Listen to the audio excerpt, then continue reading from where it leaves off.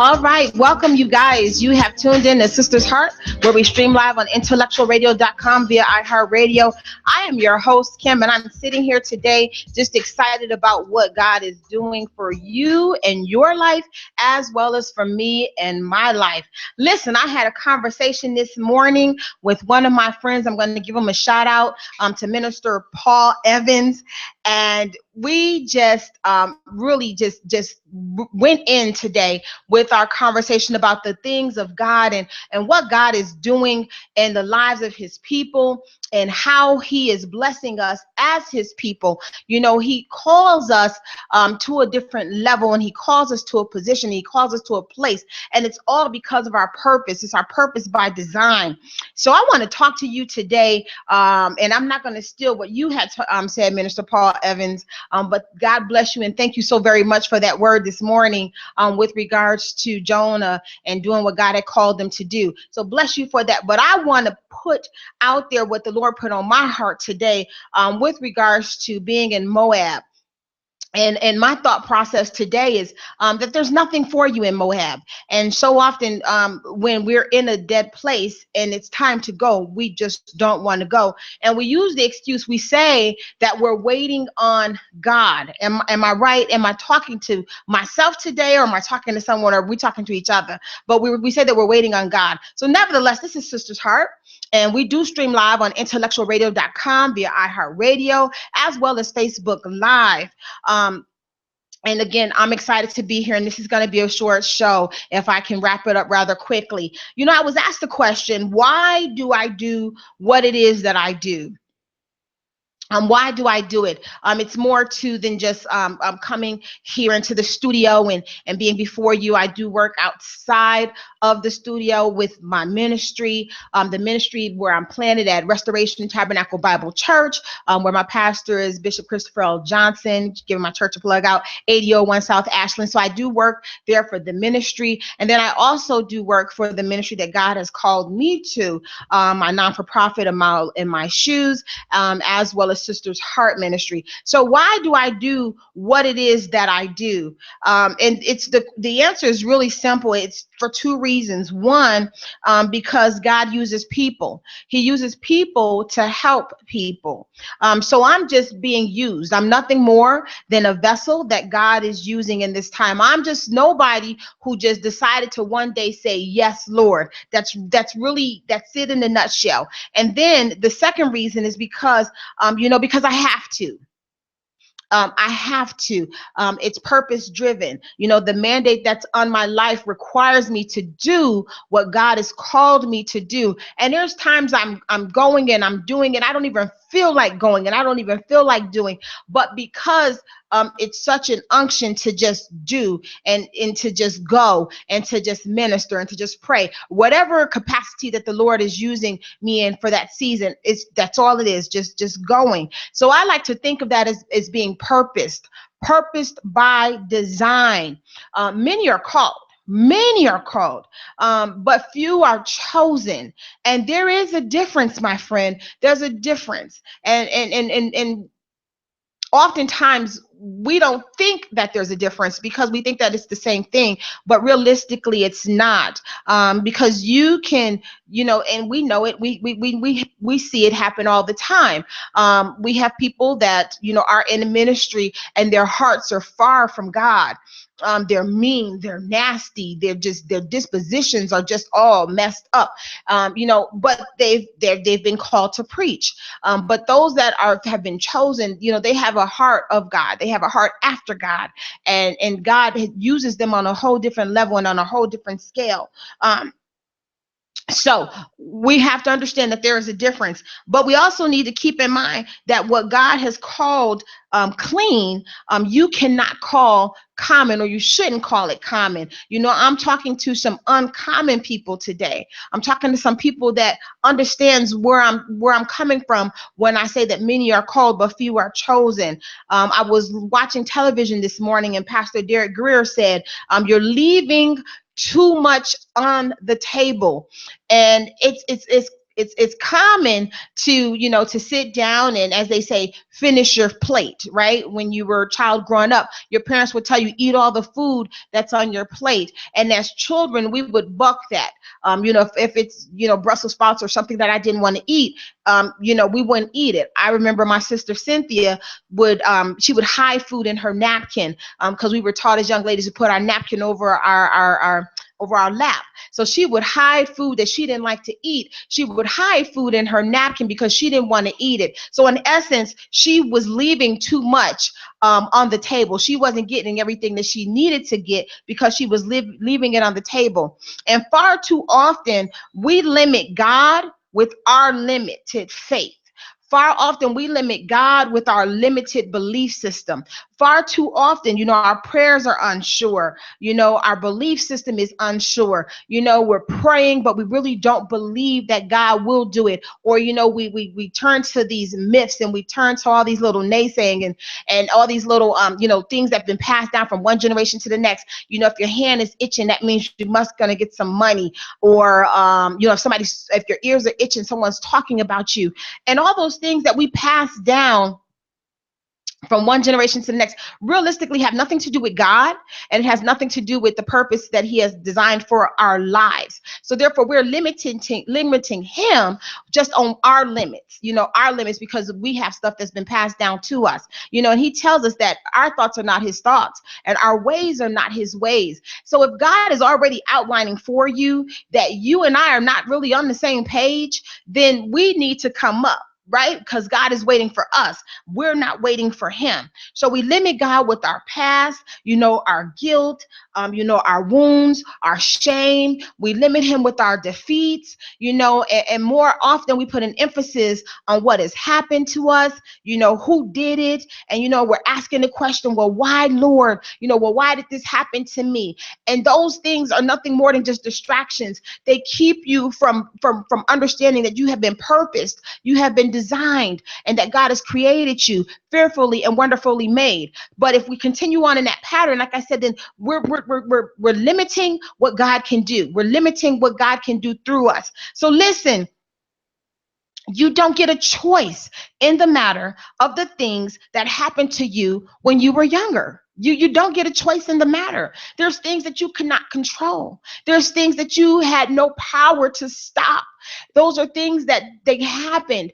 And I want to encourage you, because I myself am, as a child, I was a victim of being molested. As a child, I was a victim of being raped. I want you to know today that you don't have to stay there in that place. They call that arrested development. You don't have to stay there. You don't have to stay in the place when you were 8 and you were 9, and when life was hard for you and when things didn't go your way. You don't have to stay there. You truly did not have a choice in that matter. There was nothing that you can do with it. But as an adult, as a grown person, you have a responsibility to yourself. You have a responsibility to your purpose. You have a responsibility to the life that God has for you, to make up your mind, to make a choice, make a conscious decision, to decide for yourself that I'm going to be different, that I'm going to be better, that I'm going to have everything that God would have for me, because there's nothing for me in Moab. Moab, everything in there has died. There's nothing for me there. I'm not going to stay in that place, but I'm going to move, right? There's people, we get it. There's people that just don't even like you. Let me backtrack. They like your gift. They like what you give. They like what you bring to the table, right? But they don't like you. Do we know people like that? We have people like that. They only want from you what they can get out of you. But watch this. That's okay too. You need people like that around you. You need people like that in your life. And I'm going to tell you why. Just give me a minute. But you do need people like that around you. You need those kind of people in your life. But God, wait on God. God will move you and them so that you can succeed. Understand it. God will move you and them so that you can succeed. God will move you so that you can get the best, or that he can get the best from your life, so that he can get all out of you that he has placed within you. God does not want his seed to die in the process of the seed. Oh, we talked about that last week with the seed. He doesn't want you to die with what's inside of you. That process of germination, he wants you to release it. He wants you to give birth to it. So there's purpose, and it's purpose by design. God knew the end before the beginning. He knew it. He's the author and the finisher of your faith, according to Hebrews 12:2. God wrote the book on your life. He knew what was going to happen. He knew how it was going to happen. He knew how they were going to talk about you. He knew how they were going to lie on you. He knew how they were going to reject you. He knew how they were going to redirect you. He knew all of that. He knew it. But understand something. You cannot stay in Moab. When Moab has died out, when what you knew existed no longer exists, when what you had is no longer there, you have to know that you have to get up and you have to leave Moab, because there's nothing there. There's nothing there. So understand this, right? Because I like to, of course, have a scripture based on this. Ruth left Moab because she knew that there was nothing left in Moab. She didn't hesitate. She didn't think about it. So often, like I said, we say that we're waiting on God. We're waiting to hear from God, and God has already spoken. He's already removed the obstacles. He's already removed the people out of your way. He's already transitioned you. He's already positioned you into a different place. He's already transitioned you to another level, and you still say you're waiting on God. Ruth's husband had died. Who am I talking to? You're still sitting in a dead situation, and you say that you're waiting on God, and God has already showed you what to do. He's saying, go, go forth. Go forth in your calling. Go forth to your next level. Come through, or as they say now, glow up. You understand? Don't stay there and complacent and decide for yourself that I'm just going to stay here and I'm going to wait. And listen, when I say of staying in Moab, I'm speaking metaphorically, right? Because your Moab may not be my Moab. Your dead situation may not look like my dead situation, but you have a dead situation, and dead situations is nothing more than dead weight. And I talked about this some shows ago. When you have dead weight, it holds you down. It bogs you down. Now, I understand in the military, they show you how to carry that dead weight. But let me tell you, unless you've been in the battle and you know how to carry yourself, you don't know how to carry somebody else. You got to first save you. You have to first know to save yourself. So Ruth understood that there was nothing in Moab for her. She understood it. She knew it. And she said that and I'm talking about when we talk about Ruth and Naomi, right? Naomi was the mother-in-law, said, I've got to go back to Judah. I've got to return back to Judah. Now you all watch this. Judah means praise. So what she's saying is, I've got to get back to my praise. I've got to get back to my first love. I've got to get back on track to what God has called me to. I've got to get back in line with the purpose that God has over my life. I've been in this situation, and I've been in this situation long enough. I've stayed in it long enough. I owe nobody nothing. Wanda, thank you for tuning in. As I like to say, it's my show, and I'm not going to apologize. I owe nobody nothing. I've been here. I've done what I needed to do. She was with her mother-in-law, and she chose to stay with her mother-in-law because her mother-in-law wasn't just returning to a place, but her mother-in-law was returning to praise. Listen, we're going to take ourselves a really quick break, you guys. This is Sister's Heart, where we stream live on IntellectualRadio.com via iHeartRadio, as well as Facebook Live. I'm your host, Kim. I promise you guys it's going to be a 15-second break. Let me take some water, and we're going to come back because we're going to return to our praise, but we got to leave Moab first. We'll be right back.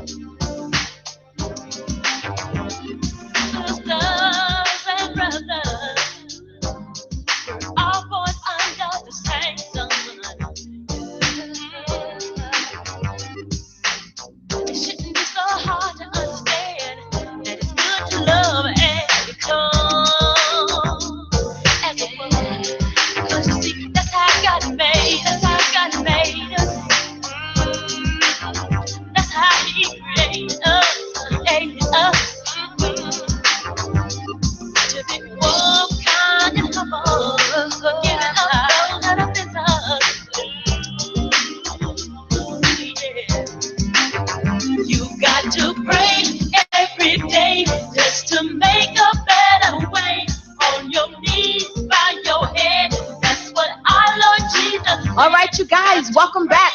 Once again, you have tuned in to Sister's Heart, where we stream live on IntellectualRadio.com via iHeartRadio, as well as Facebook Live. I am your host, Kim, and today's topic, today's thought is, Moab. Ain't nothing for you. There's nothing for you in Moab.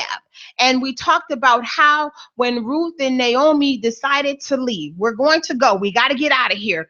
And Ruth said, I'm going to stay with her. Understand something. It wasn't because she knew that Boaz was going to be over there. It wasn't about leaving because she was looking for a husband. It wasn't about leaving because she was looking for a man, because Naomi had already outlined for her, look it, I'm well past my age. I can't have give birth to your next husband. That's not going to happen. So it wasn't because she was looking to get something out of the situation, other than the fact that they were returning back to Judah. And I told you in the last segment, Judah means praise. And we have to, as people, we have to give back our praise. They say Stella got her groove back. Guess what? Get your groove back. Get your sexy back. Get back to who you are as a person. Don't lose yourself in Moab. Moab is a dead place, but that doesn't mean that you have to die with Moab. It doesn't mean that.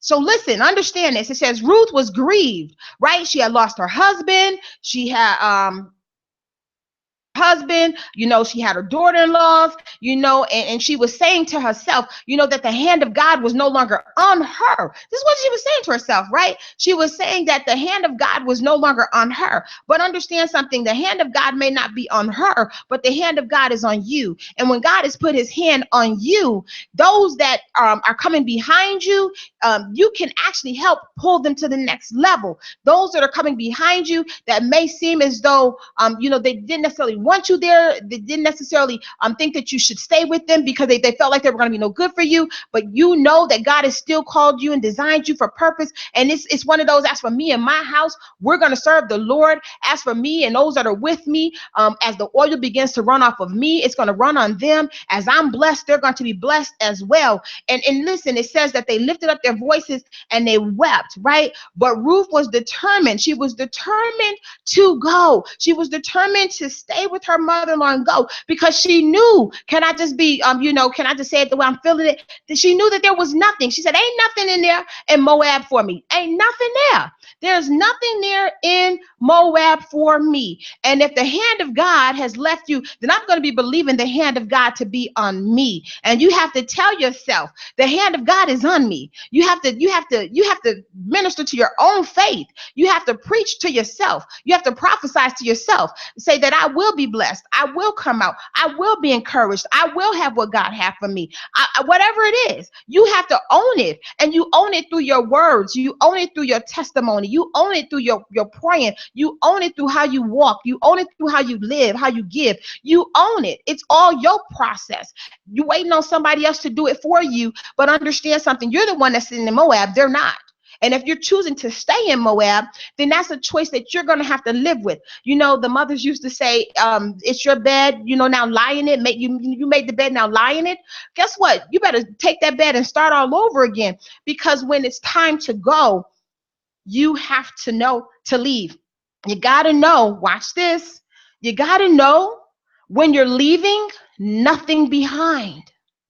Wow.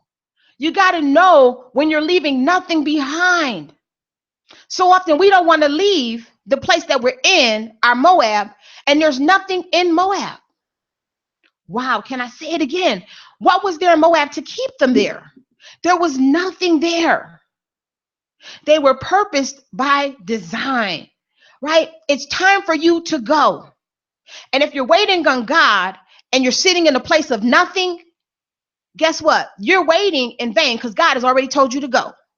If you're waiting on God and you're sitting in a place of nothingness, then you are waiting in vain. Even the prophet Elisha knew when God told him to leave that he had to go, because the brook had dried up.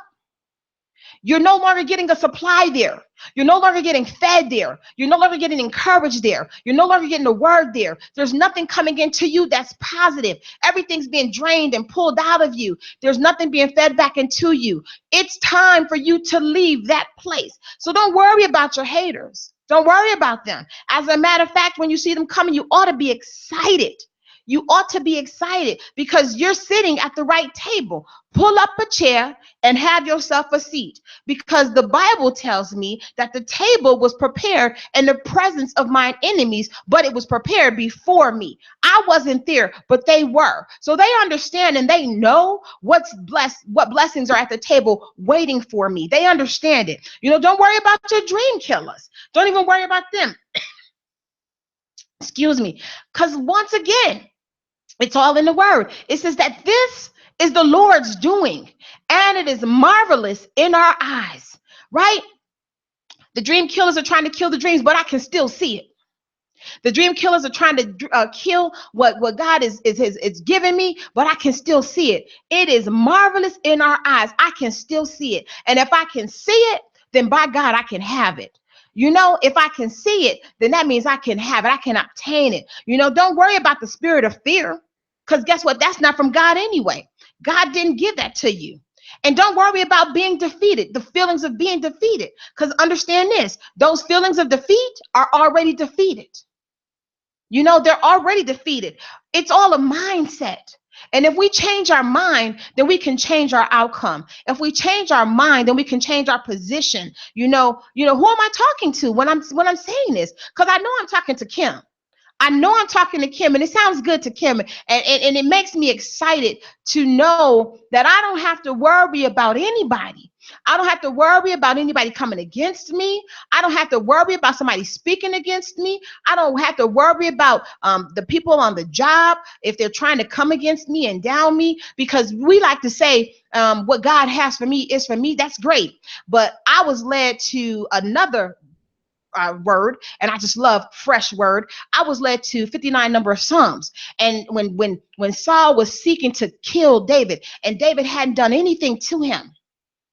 I'm over here in your house. I done married your daughter. I done killed this Philistine. I done brought honor to the house of Israel. And you want to kill me, and you want to kill me for nothing. You got your mouth on me, and I haven't said a word, and I'm not trying to hurt you, right? Because I understand that you're a man and woman of God. See, and that's what we're doing. We're showing respect to people, and they're being disrespectful to you. You're showing them that I can be the better person, and guess what? They're trying to bring you down to their level.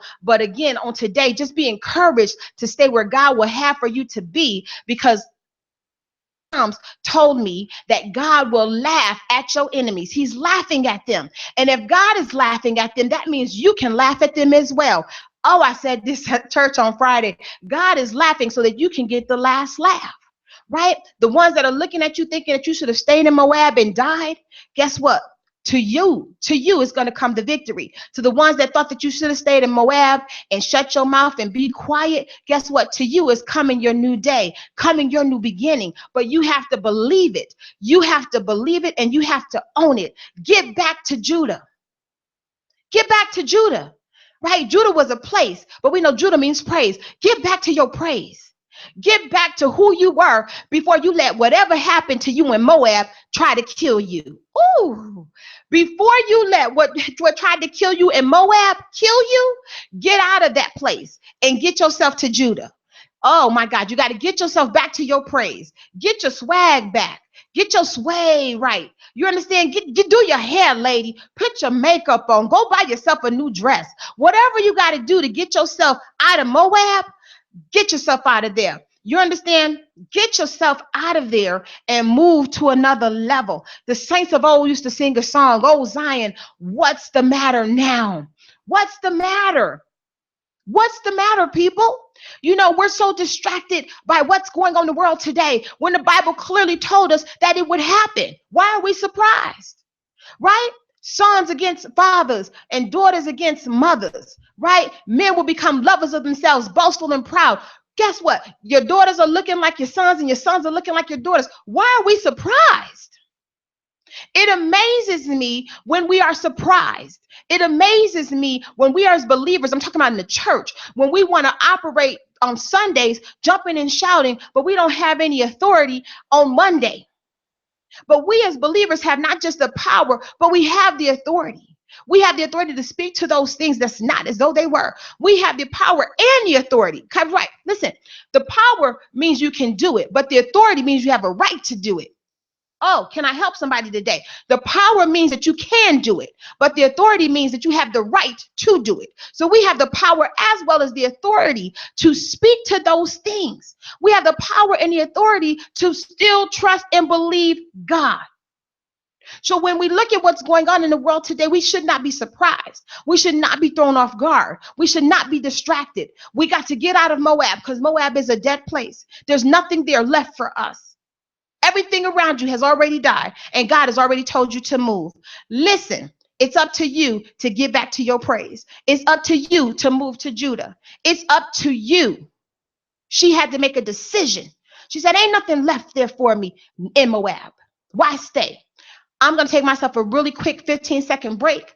Again, this is Sister's Heart, where we stream live on IntellectualRadio.com via iHeartRadio, as well as Facebook Live. I'm your host, Kim, taking a quick 10-second break, and we will be right back.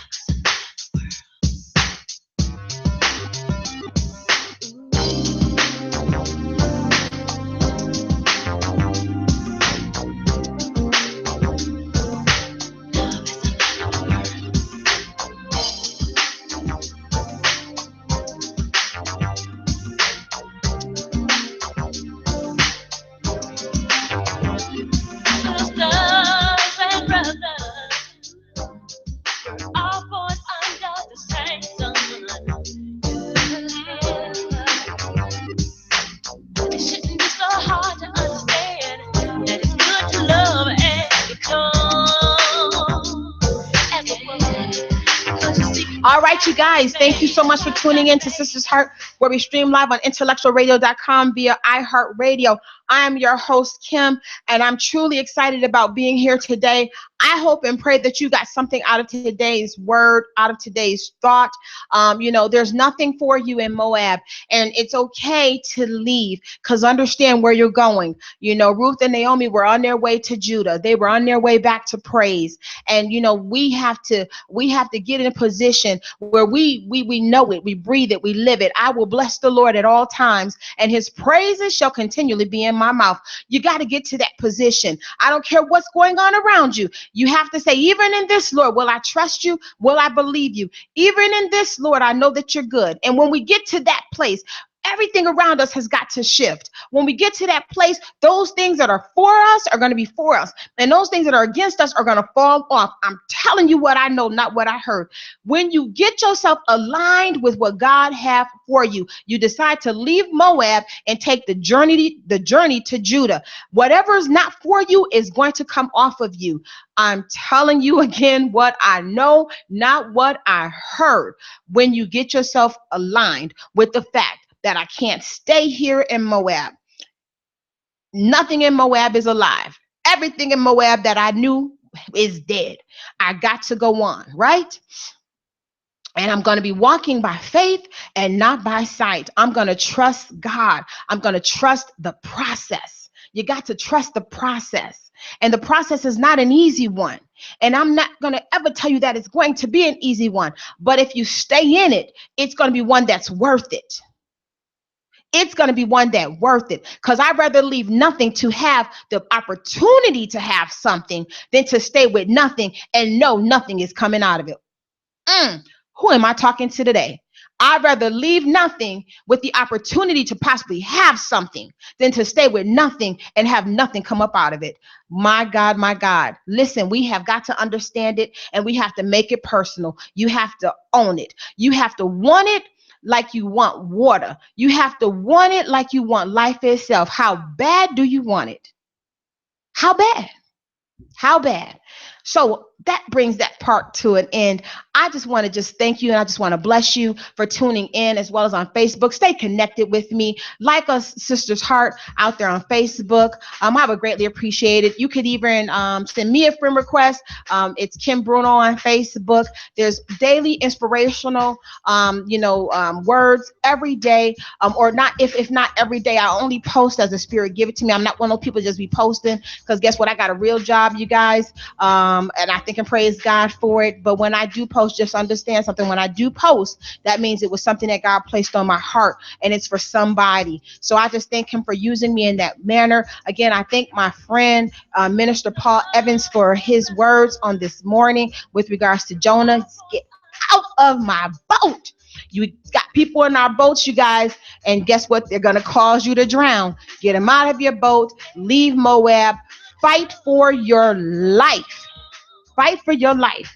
Know that God is good. If you are in a church home and you don't want to be there, I'm going to extend Restoration Tabernacle Bible Church on 8001 South Ashland out to you. We have services at 12:30. We have an afternoon program today at 4:30 as well. If you're in a church that you don't like, and listen, if you don't have a church home or you're looking to be restored, I once again want to invite you to 8001 South Ashland Avenue, where my pastor is the Bishop C.L. Johnson and the lovely lady, First Lady Tabitha Johnson. I'm telling you all, listen, when you align yourself with the right people, Ruth and Naomi, they were together. They were connected. They knew that they were going to get out, and they were going to get out together. We were going to leave Moab for Judah together. We were going to enter into our praise. And we all know the story. We all know what happened after the fact. I'm your host, Kim. I love you. God bless you. This is Sister's Heart. That's right, Sister's Heart. And as Wanda likes to hear, this is my show. Apologizing for my show. I'm not apologizing for the format that the Lord has told me to use to get a word out to his people. I love you. God bless you. And I'll see you on Sunday. God willing to say the same. Amen.